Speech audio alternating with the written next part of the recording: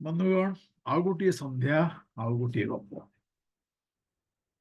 ତେବେ ଆଜି ସନ୍ଧ୍ୟାରେ ଯୋଉ ଗପଟିକି ଆପଣଙ୍କ ପାଖରେ ଉପସ୍ଥାପନା କରିବାକୁ ଯାଉଛି, ତାହା ଶ୍ରୀଯୁକ୍ତ ଶଶାଙ୍କ ଶେଖର ମିଶ୍ରଙ୍କ ଦ୍ୱାରା ରଚିତ ବହୁ ପରିଚିତ ପୁରପଲ୍ଲୀରେ ପରିଚିତ ବହି ସମୟର ସୁରରୁ ଉଦ୍ଧୃତ।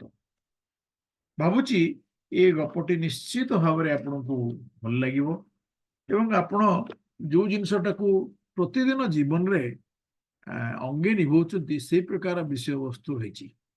ତେବେ ଆସନ୍ତୁ ଆଜି ଶୁଣିବା ପଛପଟର ମଣିଷ। ମଣିଷ ହେଉଛି ଭଗବାନଙ୍କର ଏକ ଅନନ୍ୟ ସୃଷ୍ଟି। ସାଧାରଣ ମଣିଷଟିଏ ନିଜର ଦୋଷ ଅପେକ୍ଷା ଅନ୍ୟ ଦୋଷ ଆଗ ଦେଖିପାରେ। ନିଜକୁ ଭଲ ସାବ୍ୟସ୍ତ କରିବାରେ ସେ ଯେତିକି ଦକ୍ଷ, ତାଠାରୁ ଅଧିକ ଦକ୍ଷ ଅନ୍ୟର ଦୋଷ ଦେଖାଇବା। ଜଣରୁ ଦୁଇ ଜଣ ହେଇଗଲେ ସେ ଅନ୍ୟାନ୍ୟ ସବୁ ଆଲୋଚନାକୁ ପଛରେ ପକାଇ ଆତ୍ମଶ୍ରୁତି ଏବଂ ପରନିନ୍ଦାରେ ମସଗୁଲ ରହିବାକୁ ବହୁତ ଭଲ ପାଏ।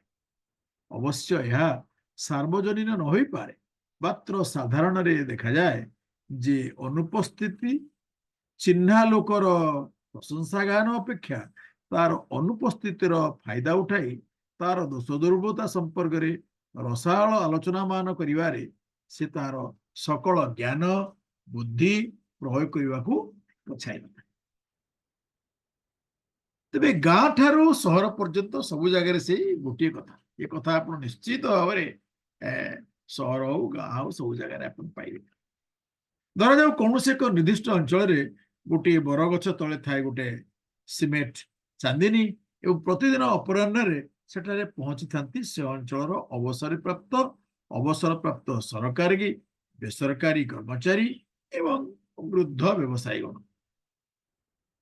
ସନ୍ଧ୍ୟା 5 ଘଣ୍ଟିକା ଠାରୁ ପ୍ରାୟ 8 ଘଣ୍ଟିକା ପର୍ଯ୍ୟନ୍ତ ଜମି ଚାଲିଥାଏ ଗପର ଆସର ଏବଂ ଆସର ଆରମ୍ଭ ହୁଏ ଦେଶ ଓ ସରକାରଙ୍କର ଯୋଉ ମନୋମୁଖୀ କାର୍ଯ୍ୟକଳାପ ଜ୍ଞାନଗର୍ଭକ ଆଲୋଚନା ଠାରୁ ପ୍ରତୀୟମାନ ହୋଇଥାଏ ଯେଉଁମାନେ ମଧ୍ୟରୁ ଯେକୌଣସି ବ୍ୟକ୍ତି ବିଶେଷଙ୍କୁ ରାଷ୍ଟ୍ରମୁଖ୍ୟ କରିଦିଆଗଲେ ହିନ୍ଦୀ ଚଳଚ୍ଚିତ୍ର ନାୟକର ହିରୋ ପରି ବୋଧହୁଏ ଗୋଟିଏ ସପ୍ତାହ ମଧ୍ୟରେ ରାଷ୍ଟ୍ରର ସମସ୍ତ ଦୋଷ ତ୍ରୁଟି ସଜାଡ଼ି ପକାଇବେ। ଆଲୋଚନା କ୍ରମେ ବ୍ୟାପ୍ତ ହୋଇ ଚାଲେ। ଚାକିରି ଜୀବନର ସୁଖ ଦୁଃଖ ଭରା ଅନୁଭୂତି, ବ୍ୟକ୍ତିଗତ ଜୀବନର ଜୟ ପରାଜୟର କାହାଣୀ ପର୍ଯ୍ୟନ୍ତ ଏବଂ ଶେଷ ହୁଏ ଆତ୍ମଶ୍ରୁତି ଓ ପରନିନ୍ଦାରେ। କହିବା ଅନାବଶ୍ୟକ, ଶେଷୋକ୍ତ ଆଲୋଚନା ହିଁ ଅସରଟିର ମୁଖ୍ୟ ଆକର୍ଷଣର ଭୂମିକା ତୁଲାଇଥାଏ। ଦୈନିକ ସେଇ ସମ୍ମିଳନୀରେ ଏକ ବିଶେଷ କଥା ପରିଲକ୍ଷିତ ହୋଇଥାଏ।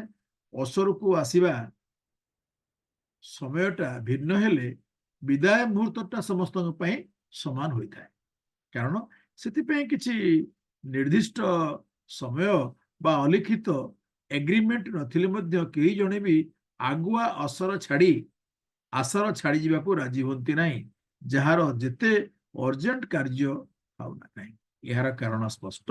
ସମସ୍ତେ ଭଲ ଭାବରେ ଜାଣିଥାନ୍ତି ଯେ ଯେଉଁ ବ୍ୟକ୍ତି ଆସର ଛାଡ଼ି ଆଗୁଆ ଚାଲି ଆସିବ, ପୁରା ଦଳଟି ଗୋଷ୍ଠୀବଦ୍ଧ ଭାବରେ ତାରି ଚୁଗୁଲି କରି ରସାଳ ଆଲୋଚନାରେ ବସିଯିବେ। ଭୟଟା ଆଜ୍ଞା ସେଇଠି ଥାଏ। ଏଇ ମଣିଷ ମାନେ ହଉଛନ୍ତି ଏମିତି, ସାମ୍ନାରେ ଥିଲାବେଳେ ମାନେ ଖୁବ ଭଦ୍ର ଏବଂ ସହାନୁଭୂତିଶୀଳ।